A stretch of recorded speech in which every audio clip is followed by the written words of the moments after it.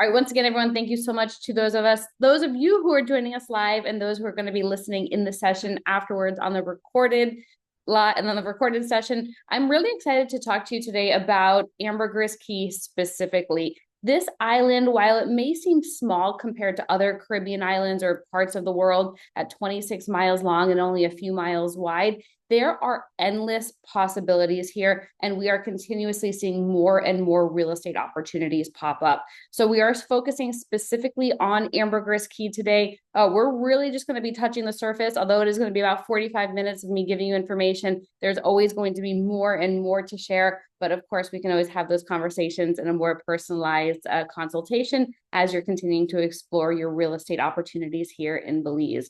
So thank you once again to everybody who joined us. We are really glad you're here. My name is Rachel Jensen. I'm the broker owner of Luna Realty Belize, and my Belize journey started in 2012. I was working with a multinational real estate developer that was based all throughout Latin America, and I was actually living in Managua at the time when I started with the company. And Managua, Nicaragua. And I flew here in 2012 for my very first time. And there was a big sign coming off of Tropic Air that said, "Welcome home." Everyone's so friendly. They're waving to you. And all of a sudden, I don't know what it is about this Caribbean air here, but you get off the plane and you're like, you can breathe again. You're waving to people. People are so friendly. I'm originally from New York, and I remember when I got here and people were just waving, right, and being friendly. I'm like, what do they want? Why are they so nice, right? But it just genuinely is a really kind and compassionate culture here. So my journey here in Belize has been over a 13-year period. I stayed working with that real estate developer for about 10 years. And then in 2022, decided to leave and start a real estate company. What I saw is that there were so many opportunities here that weren't necessarily being presented well. And nothing against the folks that were here before, but there's so much information to share. And one of my big practices is starting with education. And so I want to make sure that you understand more, as much about the country, as much about the real estate process, the closing process as possible, to ensure that you're making a decision that's right for you. So that really is our aim and our focus with our real estate company. Luna Realty Belize is the name. And then over the years as well, being here in the country, I've gotten involved with multiple things. I'm on the board for ACE's Wildlife Rescue, which is based here on Ambergris Caye. I actually sit on the board as well for one of the real estate associations here in the country, Belize National Association of Realtors. I'm on the steering committee for these two associations that currently exist to come together. And I think we are so, so close. I am so excited for that. What that means is there's going to be some really positive change to the real estate industry here, which we're really excited to be enacting.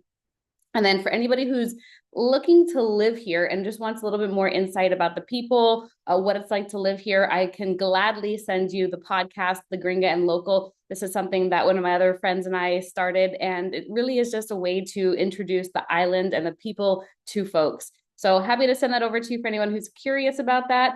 And a lot going on. I can tell you over the last 13 years. I remember that even the first time I came here in 2012, I had no idea where I was going.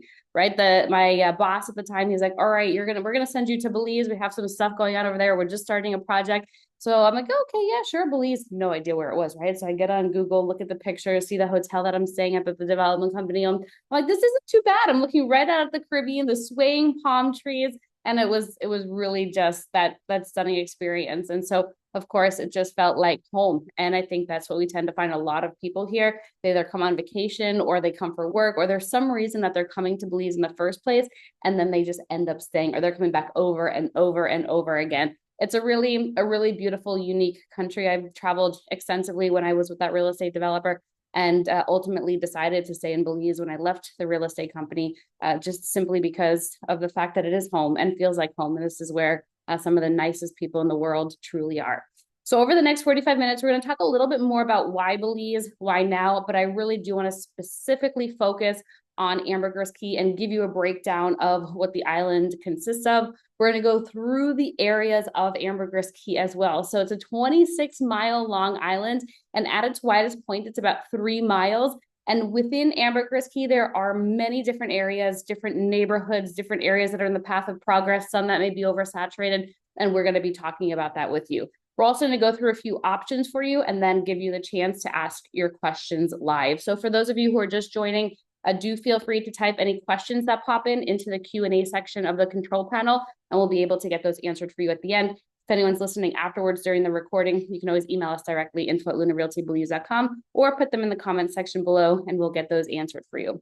So first and foremost, let's start with why Belize. Like I mentioned, when I first came here 13 years ago, I had no idea where Belize was. And quite frankly, none of my family did either. They're Googling the name of the resort just to make sure it was a legitimate place. But now we're seeing, as there are more direct flights coming in, more people are starting to hear about Belize, more interest in Belize, more eyes on Belize. I understand there was a memorandum of understanding with an airline from Europe. So we'll see as that transpires, because I think that's going to be one of the driving factors to see this next bump in tourism is more direct flights and flights coming in from Europe. So we're really excited about that. But here we see a little overview of where flights are currently coming in from, the direct flights. So we'd have 2 coming in from Canada, a magnitude coming in from North America, from the United States specifically. I think that we still have a lot more places that we can be seeing direct flights come from, but that all comes as we continue to see more interest in people coming here to Belize. So already we are seeing direct flights from JFK. This is actually new, the JFK that started last year. In addition, Baltimore started last year with JetBlue. End of last year, San Francisco started. So that's with United. We're really excited about that. But again, as we continue to get more interest in the country, then we will continue to see more direct flights come about. Belize, really started in getting popular in the 70s as primarily a diving and fishing destination. But what we're seeing is more and more people are coming to Belize for some of these specific reasons. So number one is the official language here in Belize is English. So let me come back here for a second. So even though Belize is nestled within Central America, with Mexico to the north and Guatemala to the west, we speak English here. It's a former British colony. Belize gained its independence in 1981. You will, of course, hear a lot of Spanish. You'll hear Caribbean Creole in some parts of the country. There's Mayan still spoken, which is a really beautiful thing. But overall, the official language that's taught in school is English. So this is good for all of those who are listening who may not necessarily be too savvy with learning another language. You can continue on with English. The population is about 400,000 people. So it's a small country, the size of about Massachusetts. Population though, only 400,000 people. It's like a small city in the United States. It really essentially, this country is like a small town. You can go to the southern part of the country, see people, run into people, go to the northern part of the country, run into people, go to a neighboring island, run into people, So it's really, really unique in that sense. The currency is also pegged to the US dollar. It's 2 Belize dollars to 1 US dollar. However, all of the real estate opportunities that we're going to be talking about are priced in US, and that tends to be fairly common here in Belize, is having the real estate priced in US unless otherwise noted. In addition to that, the culture, this is really one of the big reasons why so many people really enjoy Belize, is because it really and truly is a melting pot. At being such a small country and having about 9 different ethnic groups here, there's no one standard answer to what does a Belizean look like, right? Because there's just a magnitude of cultures here. So we have Mennonites, for example. Mennonites run the produce industry. We also have the prefab homes that the Mennonites make. So we call them the Mennonite homes. We have Mennonites, you have Taiwanese, you have Brits, of course. You're going to have folks from North America. You have Mayan culture here, Garifuna culture here. It just is really a melting pot, and it's really an incredible thing. So as a result, you also tend to have some really delicious food and a variety of food as well.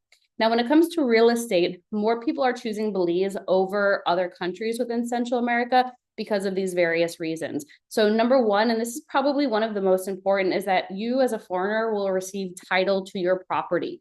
So this is important. You get title to it. It's yours. You can do with it what you want, hold on to it, set it up for estate planning, give it to your heirs, however you want to do it, but it's yours. It's your title.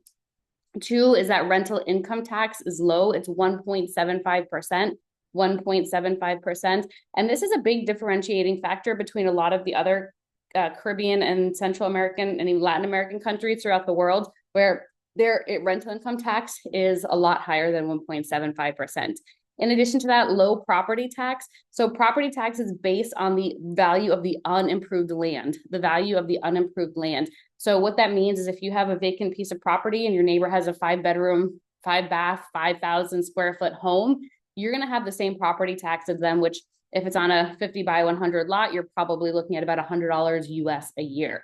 So very low property taxes. That's also a big reason why people tend to land bank here in Belize and on Ambergris Caye, because you have low ongoing costs if you're only cost to maintain that is going to be the property tax. And then in addition to that, there's no capital gains and no estate tax here. So this is huge, especially as the country is getting more popular.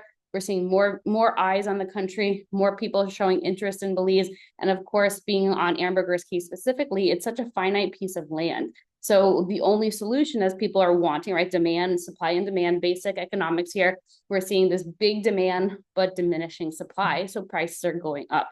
There's more appreciation. So for example, if you own a lot today for $60,000, you sell it in 3 years for $100,000, you pay 0% of the Belizean government, $0 here on that $40,000 gain. Of course, you'll have to talk to your accountant or your CPA in the States or your home country to understand what your tax situation will look like there, but you're not going to get double taxed, which again, I know is something that is fairly common when you're investing overseas if they don't have a tax treaty with your country. So really, really good stuff. Again, this is really the top 4 reasons that we're seeing people are deciding to choose Belize over places like Panama or Costa Rica and Mexico. And then, of course, we talked about it in the last slide, but English being the official language and this being a Commonwealth country, or was a Commonwealth country, common law country, what you're going to see is that a lot of the laws are very similar to what you may already be used to in your home country. So we're going to be focusing in specifically on Ambergris Caye. So if you can see my screen here, on the top right part of the screen, this is Ambergris Caye. This is the island that I mentioned to you is 26 miles long. At its widest point, it's about 3 miles. And this is really the reason, this island is really the reason that tourism started to boom here in Belize, and simply because of the diving and fishing. If you can see my cursor right over here, this is where the reef is. And the reef runs parallel to the island of Ambergris Caye. Within a few minutes, you can be on the reef diving, fishing, snorkeling, kayaking, paddleboarding, whatever it is that you want to be doing. And so for those adventure travelers back in the 70s who wanted prime, untouched diving or snorkeling or swimming or just being out here in the Caribbean, this was the destination that they were coming to. And it was truly an adventure tourism that we were seeing here in Belize. Now, since then, 55 years later, we've seen this transgression of what tourism looks like here on Ambergris Caye. It's not just the divers and fishermen and snorkelers and water bugs who are coming to the country. It's families. It's people who are bringing their parents and their grandparents. It's couples who are traveling together. It's honeymooners. It's, of course, we're going to have the divers and fishermen and snorkelers because the reef is literally right there. But we're seeing that the door is opening to all travelers. And so what that means is as more people are coming here, there's a demand, of course, for accommodations and for real estate generally. So Caribbean country, Caribbean island, even though you may not necessarily be a water bug, there still tends to be plenty for people to do if you're not necessarily one of those adventure travelers. So when you come into Belize, you'll be landing here into PGIA Airport. It's in Ladyville, which is just outside of Belize City. This is the only international airport here in the country, is here within Ladyville. And then you'll be able to hop on a puddle jumper, a 15-passenger Cessna Caravan, to go from Ladyville over here into the heart of San Pedro Town on Ambergris Caye. That flight takes about 15 minutes, or you can take a water taxi, which takes about an hour and a half. From the PGIA airport, you would go here into Belize City in a taxi. It's about a 25-30-minute ride. And then from there, it's about an hour and a half to go from Belize City to Ambergris Caye via water taxi. So a couple of options to get here, just depending if you want to get here right away or if you have a little bit more time and you're open to the water taxi. So both are options for you there. And this is the island that produces about 70% of the tourism revenue for the entire country. So you can see the country, again, about the size of Massachusetts over here, but this island is really the bread and butter for tourism here in the country. And this also tends to be the area where you have the largest number of expats. Because it is such a high touristic area, there tends to be a lot more services, more types of restaurants, more things for people, whether it's locals, foreigners, the whole group here on the island. So again, it really is that magical Caribbean paradise. You are going to see a lot of pictures of the water, the Caribbean. However, there's a lot to do on land as well. Now, this is probably one of the most popular activities for people who are coming to the island. It's snorkeling Holchan and Shark Ray Alley. This is one of the best and most diverse dive sites and snorkel sites on the island, right off of the coast. You can be there in just a couple of minutes. And here you're going to see the turtles, you'll see the nurse sharks, you'll see stingrays, you'll see a variety of marine life. And this tends to be a very popular option for families or people who are coming who aren't dive certified. In addition to that, everybody at least makes one trip up to the not so secret beach. Well, it is called Secret Beach, but it's not so secret anymore. And this is where you find the restaurants that are over the water. You find the tables that are in the water. They'll come serve you your drinks and food. And it's just that really neat experience, something very different compared to other parts of the world. And then the best thing that you can do when you're here is getting on the water. Yes, in the water is great too, but on the water. So get on a boat. You know, Ambergris Caye was really founded and started as a fishing village. And it's morphed into a really strong area to continue diving and fishing and snorkeling. But get on the water, even if you're not necessarily one of those people, get on the boat and see it from the water, and you'll see how really and truly remarkable it is. And then generally, you just unwind from life. You know, we do tend to find that when people are here, I've had so many people tell me that they sleep better here. They don't know why, right? But they get here and they can actually sleep at night compared to in the States or wherever it is that they're from. And it's probably just because you're very, very relaxed. But we do tend to see that people feel a little bit happier when they're here. And then, of course, you can always go fishing, even if you're not an avid fisherman. One of our favorite activities is getting a boat, doing some very light fishing to at least catch a couple of fish, or we'll have the captain go and get some conch or lobster if it's in season. And then we go to like a real secret beach, and then we'll be able to cook up the catch there, make some ceviche, fillet some fish. And it's the real secret beach. So not the one that's called secret beach, but you do that on the reef side. You can do that on the flats there. Fly fishing guides, just general tour guides. I mean, there's a lot of folks to help guide you here, so you don't need to do it on your own. But the big reasons why people are choosing Ambergris Caye, first and foremost, and I think this is something that we're always going to see, is the direct access to the barrier reef. Just a couple hours ago, one of our clients named Barry reached out, and he's been to Belize multiple times. He's a big diver, and he was looking at the mainland. He liked the mainland specifically because he was able to get larger tracts of land compared to Ambergris Caye. In his message, he said, you know what, it's just too much of a hassle to get to Placencia or to get to Hopkins, and it's not as close to the diving as I would like. And let me just actually go back to the map over here. So Placencia, where are we at? Dangriga over here, down over in this area. We have like Placencia and Hopkins, which it is about 2.5 hours, 2 hours from Belize City to Hopkins, and about 3 hours from Belize City to Placencia.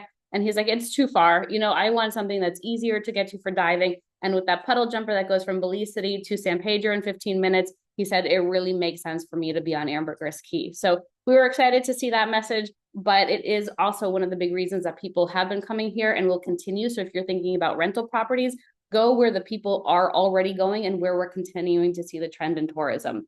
In addition to that, there's a really inclusive community here. And for me, that was something that was really important because I live here, right? This is my home. And for those of you who are thinking about living here or spending time here, it is going to be important to find the community, especially if this is a foreign country to you. You want to find a place that feels like home. You want to find friends to do things with.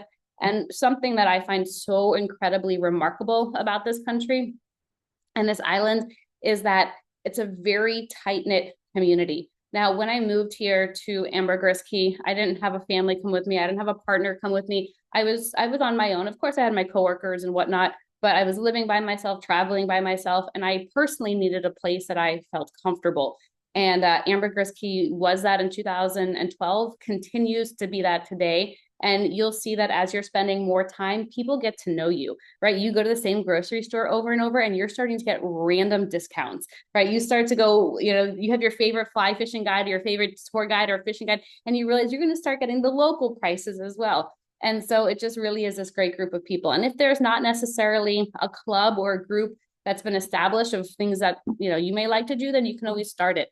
Like I know a handful of ladies have started a book club here. There's a pickleball club if you want to play pickleball. There's a snorkeling club. There was a sailing club. So there's just a handful of activities for you to do to meet people. Again, this is more so if you're trying to spend more time here, but even if you're coming down on a vacation every now and again to your rental property, it's always neat to feel like you're coming back home. We started to allude to this before, but tourism is hitting record highs. In 2024, we had a record high number of people coming to Belize, even coming to Ambergris Caye. If anybody wants those sort of details, it's all on the Belize Tourism Board website. You go under statistics. I can always send you the link if you would be interested in that, but it's pretty neat to go through all the details. Now, when you go through the charts and the graphs, you can look to see what the tourism numbers are for the other parts of the country. And Belize, specifically Ambergris Caye, continues to outperform all of the other parts of the country by significant exponential numbers. So we see the numbers continuing to go up. So we're going to make sure we're continuing to supply the market. And then what we've started to see over the last 6-7 years is hotel brands are starting to plant their flags here. What I really like is that even though the hotel brands are coming, the island, the town still has its charm. It still has its character. You're not going to come here and see a Wendy's on a corner. Now you may see a Subway instead of Subway. Actually, I think they got a cease and desist. It was a Hero or like a sub shop, right? And they're called Subway and not Subway, but I don't think they're there anymore. But you may see something like that, but it is still locally owned, or there are foreigners that come down and will open up businesses here. So you do have that sort of ability too. But coming back to the hotel brands, from a real estate investor perspective, this is something that's really quite important, because you know that hotel brands are putting a lot of time and money, energy, resources into finding the next lucrative location for them. They don't want to just plant their flag anywhere, cross fingers, and hope for the best. So they do a tremendous amount of work when it comes to feasibility studies, studying the market, and starting to plant their flags where they think it makes sense. So we already have a Marriott autograph collection here called Alaya. We have a Marriott homes and villas down here as well. In addition to that, there is a Hilton down here at Mahogany Bay. There's a Margaritaville on the north side of the island. I'm going to bring this up in a couple of slides. They're really pioneers for the north, which I absolutely love to see. But they're doing the homework. How I put it is they're doing the homework so that you don't have to. We don't need to reinvent the wheel. We can just ride the coattails of what the big money is already doing. And then coming back to the community part here, I do really want to put emphasis on this for those of you who are planning to live here or spend time here, because there's a lot to do between fundraisers. Of course, there's going to be the water activities. There's always a celebration of some sort, whether it's a holiday or whether it's one of your local friends or your foreigner friends who's celebrating something. All of the holidays tend to get celebrated here, Belizean holidays and U.S. holidays. I know there's some Canadians that, they're rallying for Canada Day as well. But there's always something, live music and ways to get involved in the community. But let's jump into part 3, which is really talking about Ambergris Caye being an island of opportunity. So on the left-hand side, this map that you see with all of the yellow, white, and green lines, these indicate registered parcels of land with the government. They're owned by somebody, whether they're owned by, a group of investors, an individual, whatever it is, that's titled land that's owned by somebody. Some of it is developed already, some of it has structures, some of it is not developed. So you'll start to see some areas are higher density than others. So for example, this area right over here, this is San Pedro Town. This little clearing right over here, this is the airstrip, continues going down along the coast. You can see along the coast on the east side, it's fairly high density because these have been parcels that have been surveyed off already. Now this area, this other high density area, is going to be Secret Beach, and then the different neighborhoods within Secret Beach. And we're going to go through these areas a little bit more specifically, but just a tremendous amount of growth. For those of you who have not listened to our land banking session, I'm going to send that out afterwards, because within that land banking session, we show some really great comparisons about what the island looked like, 6-7 years ago compared to where it is today, and the growth that we've seen and the increase in homes that have gone up. It's really, really just incredible. But as again, we're continuing to see the growth in the island, we're continuing to see real estate prices appreciate and a very strong rental market.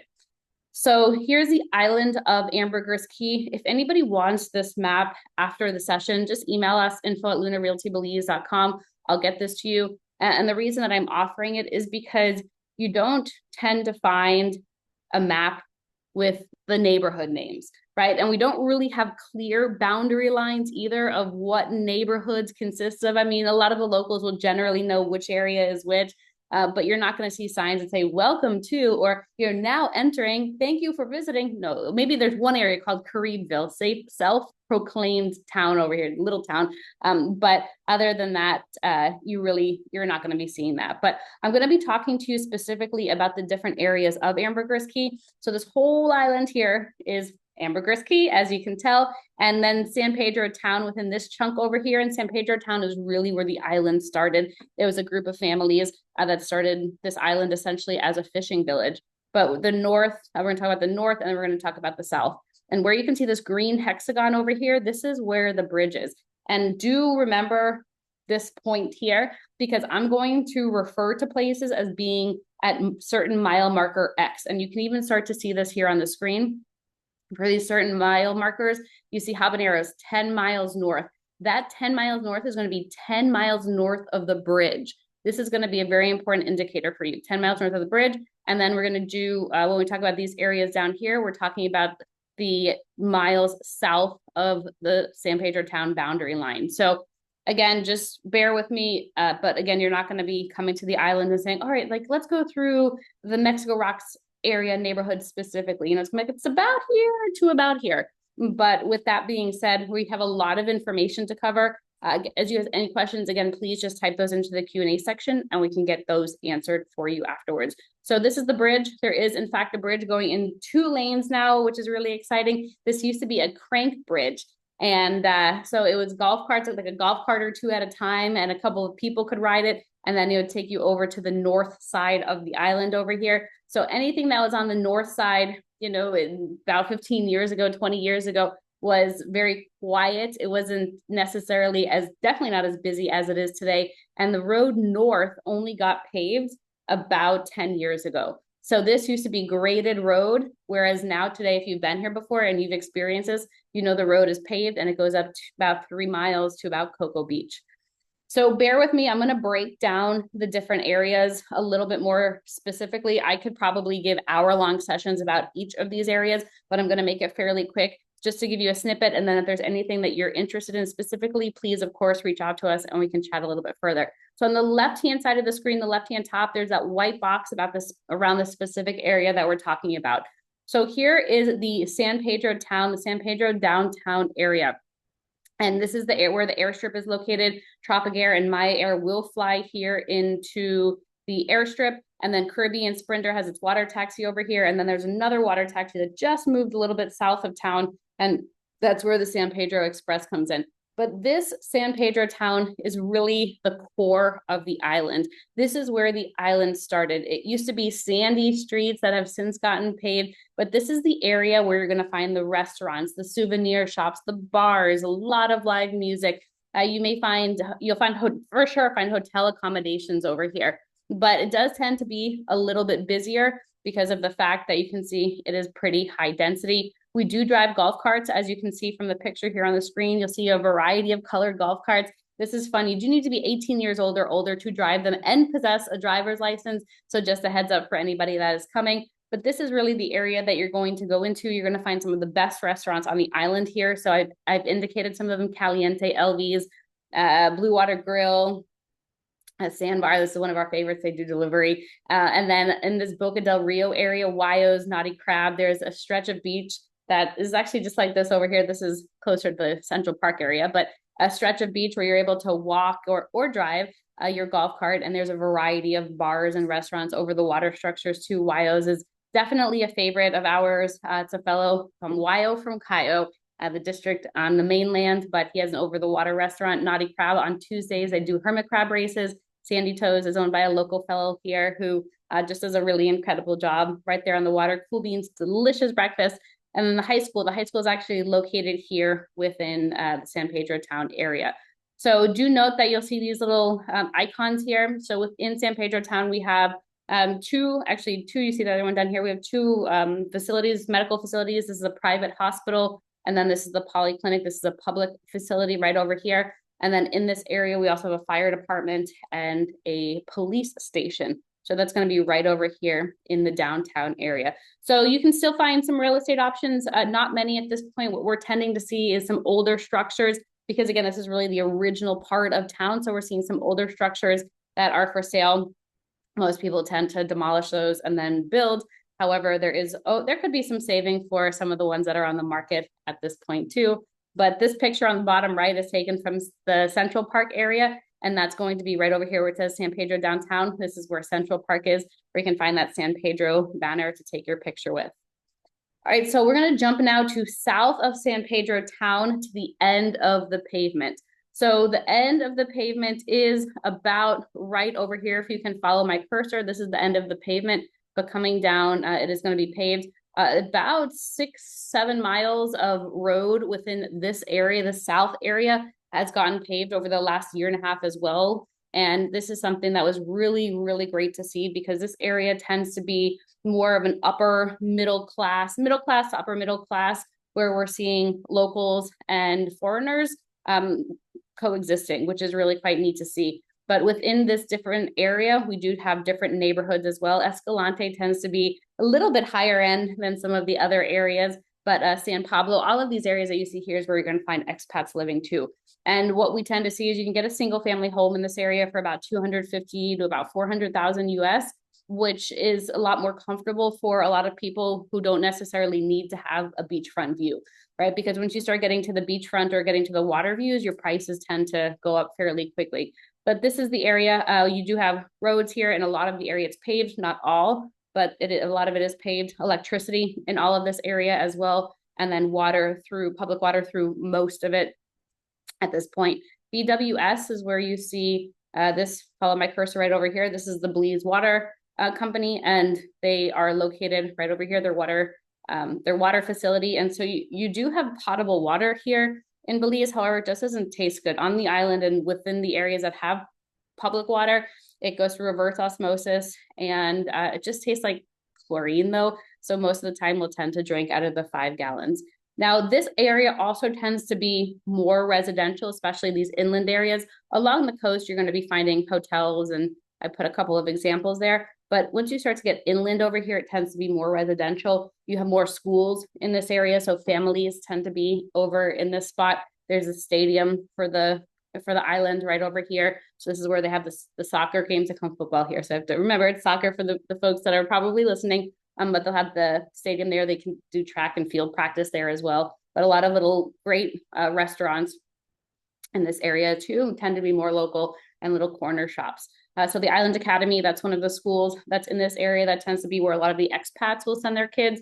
And they just opened up a high school section as well. It used to just be basically to about their equivalent of 8th grade, but they've now opened up through high school, which is pretty neat. And then the water treatment facility is here as well.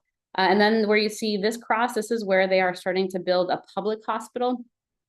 So this is pretty neat to see. To have on the island is a large public hospital. All right, so we're going to continue now from the south of the pavement to the end of the island. So it is about a 4-mile stretch going from Mosquito Coast and then all the way down to Boca Chica. So where you see the little shield, the police shield, there is a police station down here. And this part of the island, they actually have their own neighborhood watch, not necessarily because they need it, but you tend to have more of a residential single family home community here, and a lot of people who are living here full time. So it's just nice extra security to have. Generally, the island is very safe. It's pretty touristic as well. And a lot of the people who are living here and working here are in the service industry. So they're not necessarily trying to, trying to make it unsafe. Ignore that BWS there. I don't know how they got there. I apologize. There's no BWS there. It's over in this section right over here. All right, continuing on though. So coming down from the Mosquito Coast area, that's about 2 miles. What you're going to see as you're looking along the coastline is it's not going to be as developed as the north side of the island. So actually the south has electricity running all the way to the end. You can see where those voltage markers are to the La Serene property, which has recently started up construction again, which we're really excited about. But this is all graded road, and they do have water up until about this area over here. Up until this area over here is where there's the public water. And then anything beyond that, you're going to be on your own water. But again, electricity running all the way down. Tarpon Bay, they are on their own water system as well, but they do have electricity. And it's not uncommon for people to be on their own water system on the island here, because there's only a segment of the island south of the bridge until about this area where they are on public water. So people tend to have cisterns, rainwater catchment systems. So their gutters will go into essentially big cisterns, and then they'll have enough water, make sure they're big enough cisterns so that it can catch enough for your usage. But a lot of the contractors here are very used to building that sort of construction if you're thinking about building a home. And so you don't have to worry about them not knowing about that. It's more of just educating yourself on what that looks like. We don't tend to find many wells here because we don't readily have the equipment to drill for wells. So most people do the rainwater catchment. And then in this area, this is actually the area that was projected to grow faster than the north side, because as I was mentioning to you before, there wasn't always that bridge that crossed from north of town and continuing up, where you were able to get to the south part of the island by golf cart access. So that's why the electricity does continue down, but it's a smaller parcel of land. So we can see here on the map, this is a much smaller parcel of land than all of up here on the north. So over the years, once that bridge got put in, we've started to see over the last 10 years, an incredible amount of growth in the north side. Now, I sometimes refer to the south as like the redheaded stepchild, although I don't think it should be, but it is often forgotten because a lot of times people are just so focused on the north. So you're still able to find really good deals in the south, especially for Caribbean front property. You can find Caribbean front property for under 300,000 here, which is a very big deal, very affordable compared to what things are going on the north side. All right, so I'm going to take you back, and we're recentering here, we're recalibrating. Go back to the bridge, and now we're going to go north. So again, coming back to the bridge, going north, and now we're going to explore more on the north side of the island. We are breaking it up into 6 different areas. Actually, there's 7 once we start to include the west side, but the north side specifically into 6 different areas.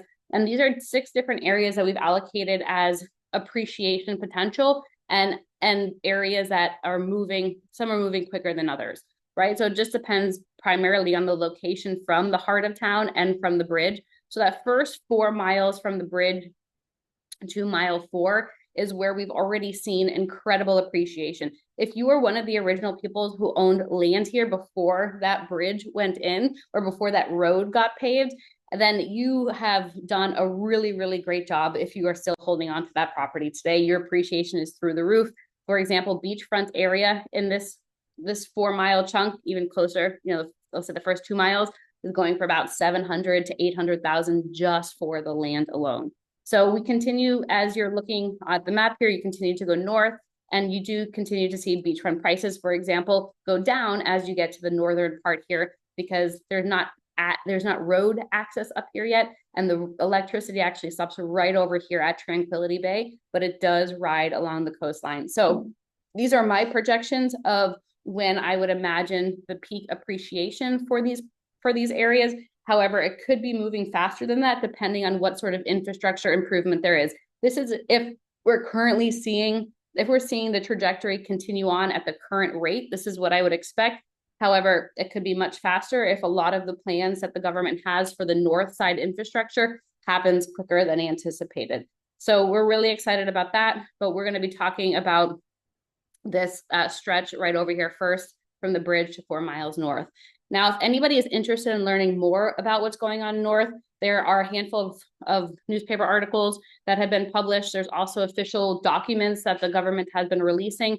We have a website called northambergris.com, and you can find all of that information there. Or, of course, you can just email us, info@lunarealtybelize.com, and we can get that to you. But there have been a lot of talks about the growth north and the momentum north. Now, if you're somebody who is looking to capitalize on that, that's great. If you're somebody who's just looking for a quiet residential lot, the South is awesome for that. And you have really nice Airbnbs there. You have lovely single family homes. You have a couple, let me actually go back. You have a couple of condos here, not many condo complexes, especially when I compare it to what we're going to see shortly. But there's really, really beautiful properties and really nice homes here too. So I wouldn't discredit the South at all. But I would just say if you're looking primarily for appreciation and investment, then the north is probably where you want to be eyeing.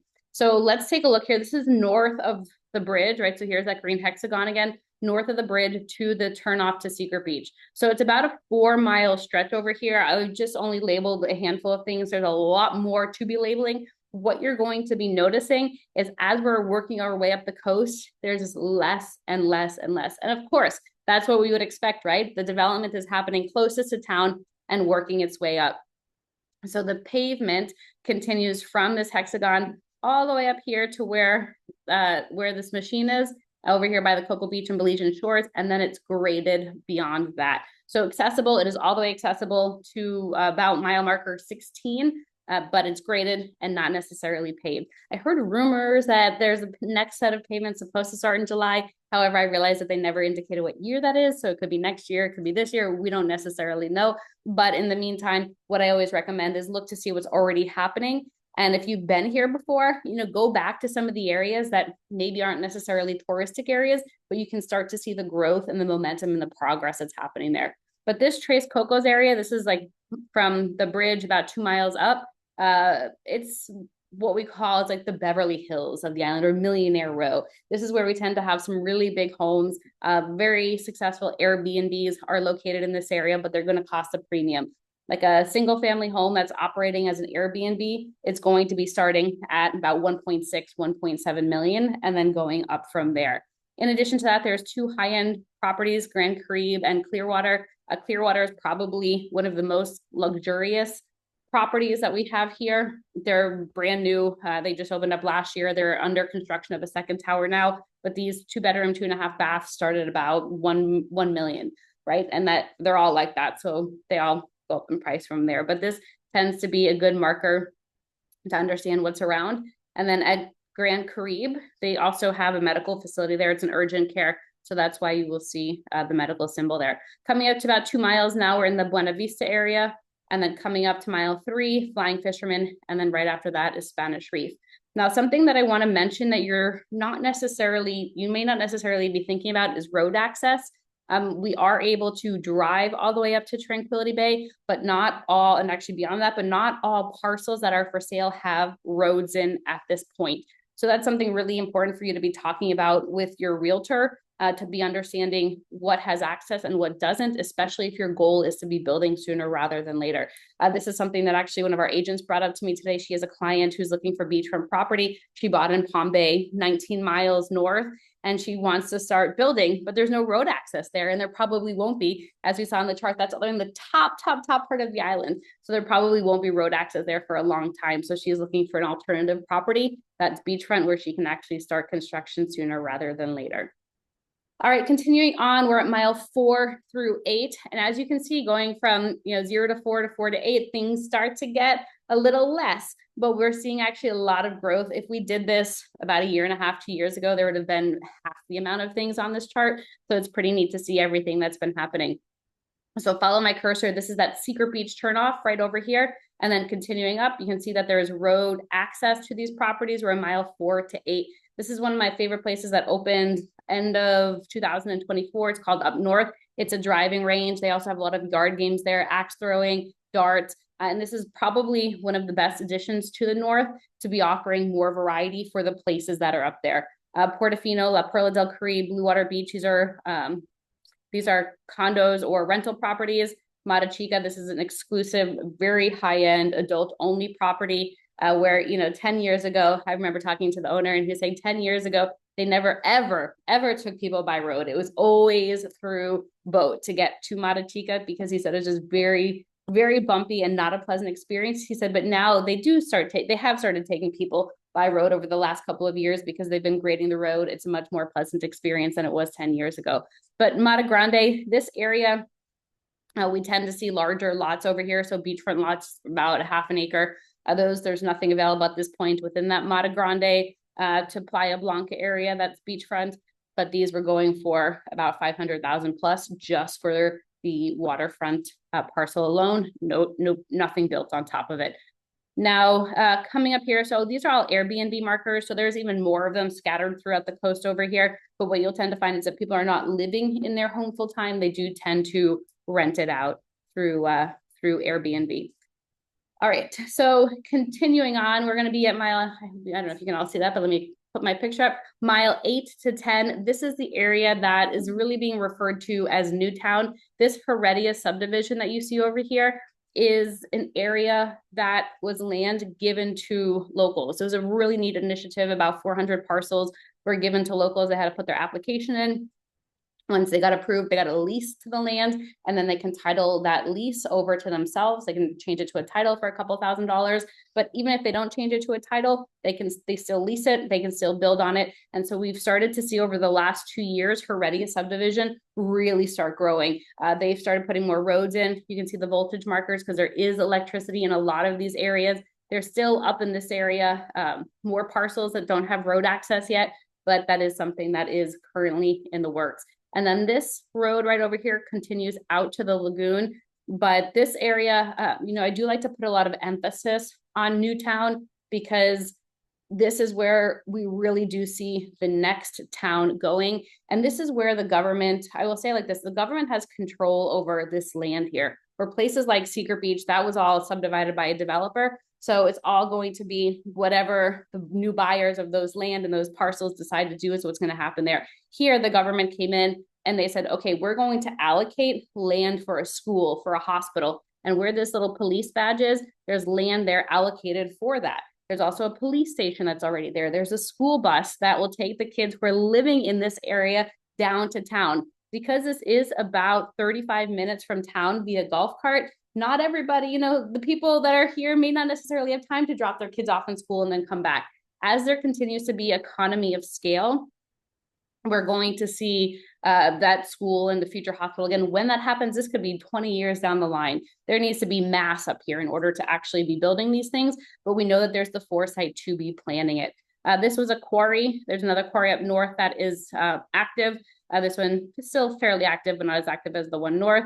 And then this is the San Roban area, about 8.5 miles north, and where you see the Airbnbs riding along the coast over here, you do tend to find a lot of rental properties. Now you can still see though that compared, let me go back to this area, you can see here there's not very much green, right? This is all, a lot of these homes and properties have already been built up. They're single family homes, condos, whatever is there. As we continue north, we see that there's a little bit less. And now in this 8 to 10 mile area, we see that there are even less homes. So again, makes sense as we're continuing in that northward direction. A couple of new places have opened over the last 6-7 months. One of them is the Sand and Sky Resort, which is these concrete A-frame homes that are right along the coast. Awesome. This is really, really cool. But I love this concept here, and she really did an incredible execution of this property. The North Beach Retreat, small boutique, you have 6-7 rooms sort of thing. Sapphire Beach right over here, which are condos. And here you can still get a 1-bedroom condo, maybe not necessarily looking at the water, but within this complex for about 135 to 150,000. If you want to be looking at the water, you're going to be north of 200,000, but that's a bargain compared to looking at the water from your 2-bedroom condo in town, or even between that 4, 5, 6, 7 mile marker. So really, really affordable, I would say, compared to what prices are for other condos that are on the market down south. Once you get to about 9.5 miles, you're at Palmero Point. But the other thing that I want to mention too over here is that this is the Kyle Francis Lagoon. The Kyle Francis Lagoon is a prime area for fishing. There's shrimp here. We see a lot of lobster here as well. Bonefish, tarpon, permit, the big 3 fish that they do for fly fishing tend to be in this area too. It's a big breeding area. There's mangroves that ride along the coast over here. So the government is very protective about this area over here. So pretty neat to see that. We do want to preserve what we currently have. Continuing up now, let me just move it so you can see underneath. So we're at the mile 10 to 14 marker. Mile 10 is Habaneros, and then continuing up to about mile 14, which is where Tranquility Bay is. You see the voltage markers there again, and this is where the electricity stops. Note that once you go north of the bridge, and I mentioned this before, but I'll reiterate it. Once you go north of the bridge, everything is on its own water system. So everything that we've seen north of the bridge, even that 0 to 4 mile marker, everything is on their own water. So what rainwater catchment, not necessarily wells. However, some people may have done that. All right, so El Norte Bar is over here. This is the quarry that does tend to be more active, which is really great for the properties that are on the north side up here, because if you need fill or anything, the quarry is very, very easy access. And then there's a 238 acre island right over here called Silver Palm that's just getting ready to be launched into the marketplace. And then Fisherman's Cove at Brasila Key. This is on the west side. But let's continue up along the east side over here. Here's Margaritaville. And I say Margaritaville is an absolute pioneer in the hotel space. They've been open over the last couple of years. It does take about an hour and 25 minutes, an hour and a half to drive from town to Margaritaville. The road is not paved the whole way, right? It stops there at Cocoa Beach. So as we continue, it's going to be a bit of a trek to get to Margaritaville. They tend to boat their guests up there. However, it is accessible by road. And for those people who are looking for a little bit more of an adventure, they don't necessarily mind the drive. But I think that there's a lot of growth opportunity for them as this area continues to get built out.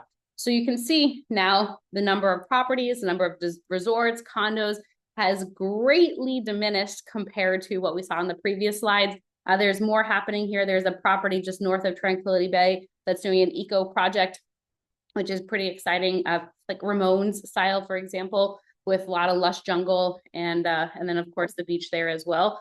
But this area does not tend to be overly surveyed like we see in other parts of the island.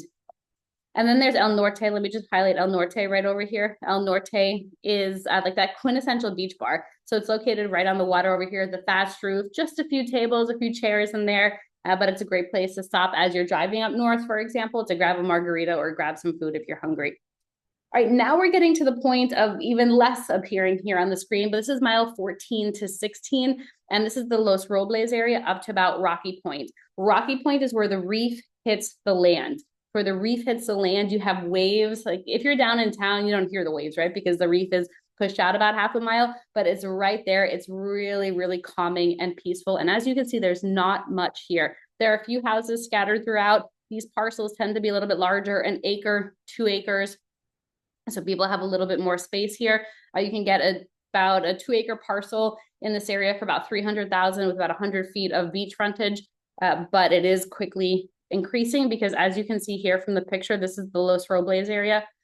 There's like that powdery white sandy beaches that I think a lot of us tend to expect when we think about the Caribbean, but Ambergris Caye is not necessarily this, except in certain areas.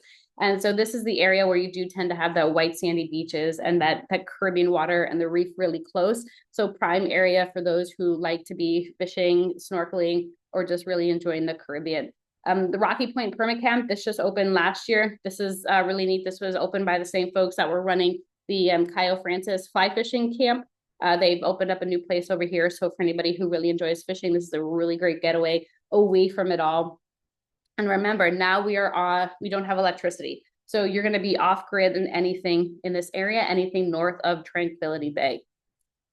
All right, continuing on, let me mention this one thing too. I have had a lot of people ask me about like bringing boats or docks. Note that in this area over here, there is not the potential for you to have a dock. And I say that because there's no way for you to get your boat in. It's very, very shallow. You can just tell by the colors there of the water. See how close the reef is to the land. So you are not able to bring a boat through here. There's no cut, there's no channel in this little area over here. Down a little bit more, there is a cut for this area, but this one you wouldn't be able to do so. So just bear that in mind.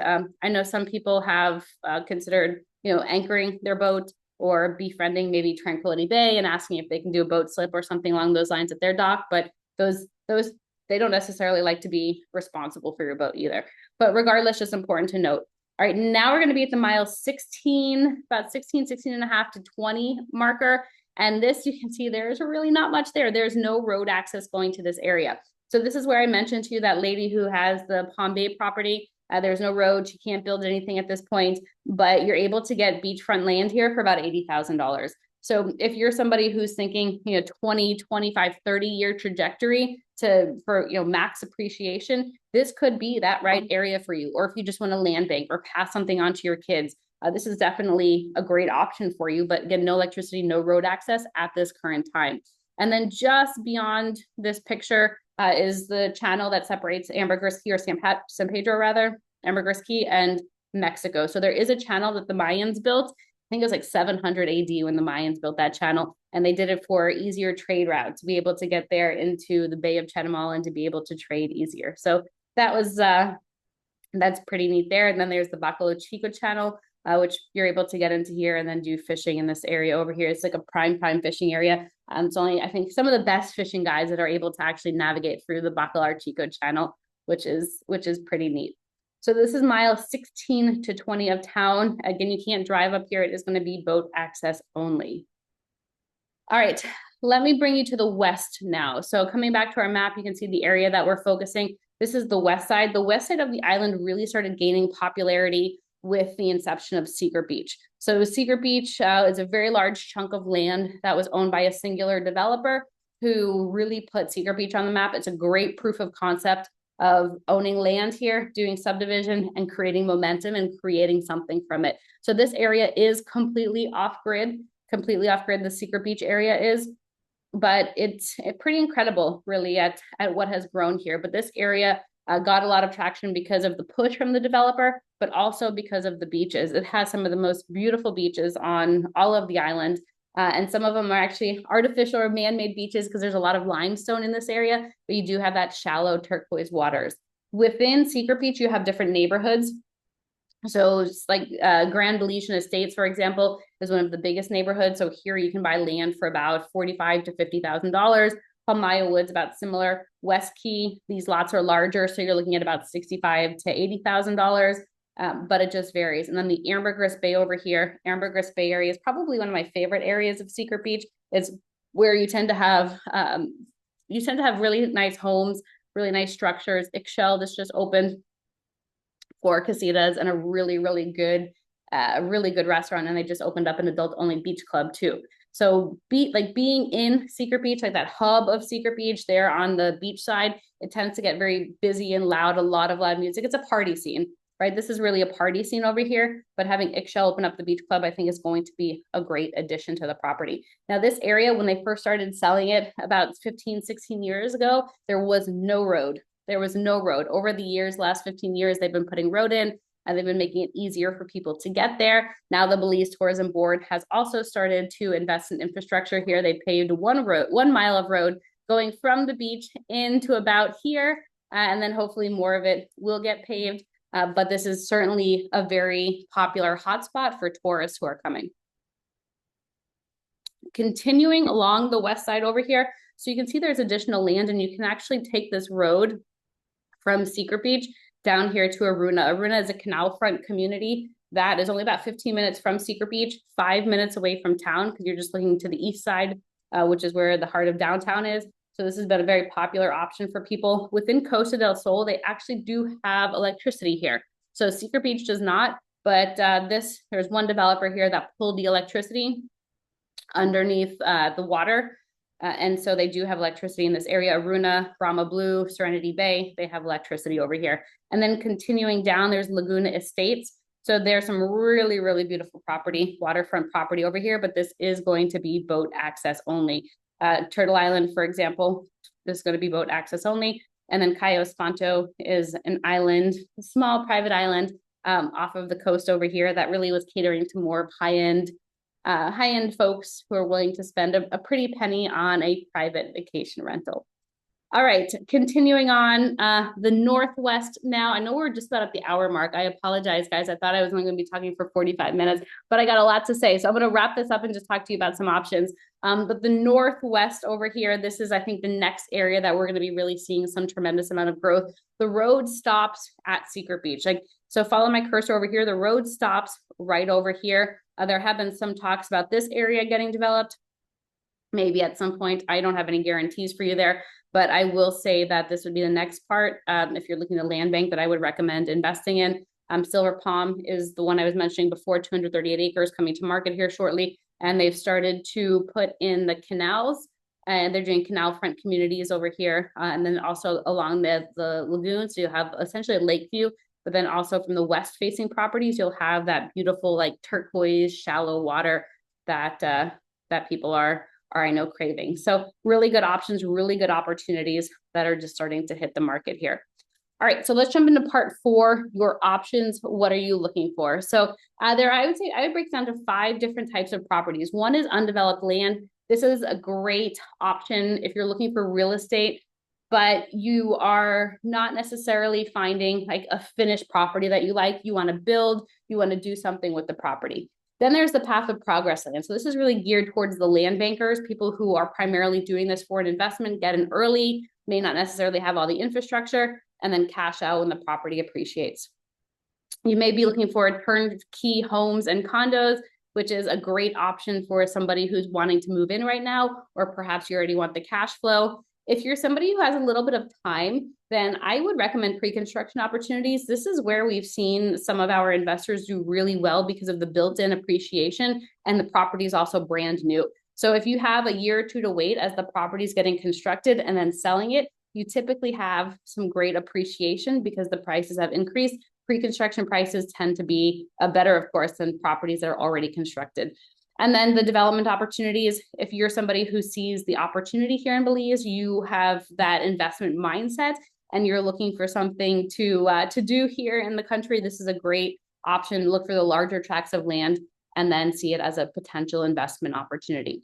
So I have a couple of different options for you here on the screen, and you're going to see numbers right over here, and that's going to indicate the specific option number, opportunity number that it is. So if you want more information about it, just email us info@lunarealtybelize.com and we can get you the details. So this is undeveloped land in an area that primarily has single family homes within Spanish Reef, for about 3.5 miles north of the bridge. On each side of this beachfront lot, you do have two really nice single family homes. You have homes actually surrounding you, so you have an idea of what's going to get built, because that's always something to consider, is that you, if you're buying property with nothing around you, you have no idea what could go up next to you. So always keep that in mind. It's a 50 feet of beachfront by about 100 feet deep. There's no HOA or build timeline requirements. This property is listed at $350. I know the seller's fairly firm, but this is the most affordable beachfront land north before that secret beach turnoff. So we're in the mile 0 to 4 north of the bridge. That's opportunity number 1. All right, opportunity number 2 is going to be ideal for somebody who's looking to land bank. This is in that Newtown area. So where we saw the land that was allocated for a hospital school, it's in that area over there. Platinum Point is the name of the subdivision, only 60 lots in total. But I would suggest about 5 years for holding onto this property as a buy and hold. The developer here is offering special financing on the properties, 70% financing, so 30-year amortization, 5-year term, 8% interest. So down, it's less than $17,000, and your monthly payments are under $300 a month. So again, this is close to the beach. This isn't on the water, but here you're about a 5-minute walk drive to the Caribbean, and then also the lagoon on the other side. Again, 5-year hold timeline recommendation. Now going up a little bit further, going about 10 miles north into the Habaneros area, you're going to find an oversized lot at about 7,000 square feet. And this does have road, as you can see right over here on the screen already, and electricity access. And timeline for this would be about 5 years, maybe even a little bit less than that. There aren't that many parcels of this size and price in the area. They tend to be a little bit larger and more expensive. So I think that this is a really great option for an affordable buy and hold, or this could even be a great area for somebody who wants to build a home down the line, because you have a little bit more space with these parcels. $56,000, also 70% financing, but it's a 5-year term. So it's going to be 10% interest as well. So down, actually should be a little bit more than that, about 17,000. And then monthly it's going to be, oh no, that's right, actually. Yeah, 16,880, and then monthly it's $832. Because it's split over a 5-year term. Option number 3 is going to be a turnkey property. This is already, this property already has its BTB license, its hotel license, that you can assume once you buy the property, so it can automatically go right into rentals. You don't have to wait. This is located half a mile south of town in the Esmeralda neighborhood. 2nd floor, it's a corner unit, and you're within walking distance to the new water taxi, grocery stores, hardware stores, restaurants, a lot within that Esmeralda area. Also, the amenities on site are ample. You have a large pool, you have a gym, and you also have a tennis court. This property is going for only $138,000. It is a 1-bedroom, 1-bath, comes fully furnished, and can jump right into the rental market. Property number 5 is a waterfront townhouse with boat parking.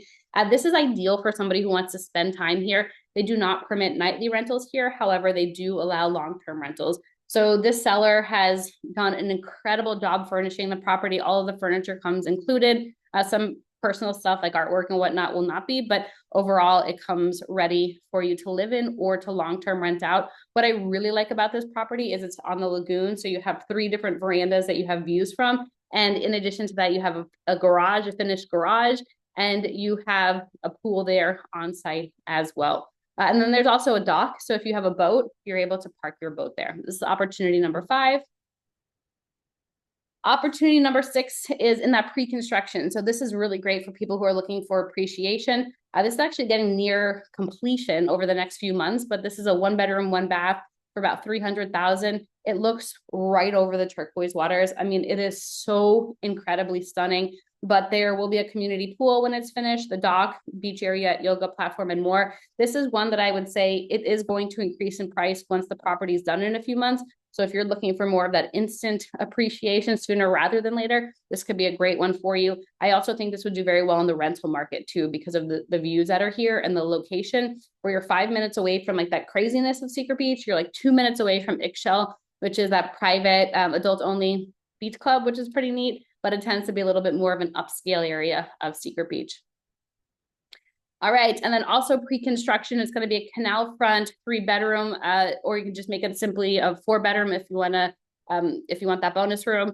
And it's going to be a 3-bathroom as well. It includes the pool, a basic solar package, and the 2nd floor veranda. Now this is within the Aruna community. Aruna just opened its first phase. Last month. They had soft opening in December, and they had a very strong rental market already. So this is great for somebody who wants a single family home and wants their space. While we do have the 3 to 4 bedrooms, there's also options starting under $250,000 if you want something a little bit smaller. And then last but not least, ideal for the developer is going to be Serenity Bay. This is a great project. It was just landed in my lap about a month or so ago. And it's in one of my favorite areas on the island, Costa del Sol. That's on the west side of Ambergris by Aruna, by Brahma Blue. But it's an acre in total, 225 feet of direct water frontage. The developer already put the dock in over here, and he built 5 structures. There's space for more structures. He's already put together the plans of the site map, so you can just follow that identically, and then you can do a strata community there and sell off the properties, the 1, 2, or 3 bedrooms, is a triplex, and you can profit from that. But electricity was also brought in by the developer here, so you are connected to electricity, and this is listed at 1.5. This is option number 8. All right, let me come back here. So undeveloped land, most affordable beachfront. That's at 3.5 miles for $350. Option number 2 is going to be Platinum Point. Option number 3 will be an oversized parcel with easy access to the Caribbean. Option number 4 is going to be, and that's in the Habaneros area. Option number 4 is Grand Bayman. It's a 1-bedroom, 1-bath. Option number 5 is a waterfront townhouse located 2 miles north of the bridge. Option number 6 is a Secret Beach condo with really incredible views looking out of the turquoise waters. Option number 7 is going to be canal front living or rent out your property at Aruna. And option number 8 is going to be Serenity Bay for a developer. So what I'm going to recommend is reaching out to our team to schedule a one-on-one consultation. We would love to hear from you, love to understand what your goals are, and then ideally help you find that perfect piece of property. I want to thank everybody so much for tuning in. I really appreciate anybody who stayed on the line with us for this amount of time, because I know it was longer than we anticipated. So I really appreciate those who hung in there with us. It really is great to see of your interest here in Belize. So with that being said, do you have any questions that I can answer for you?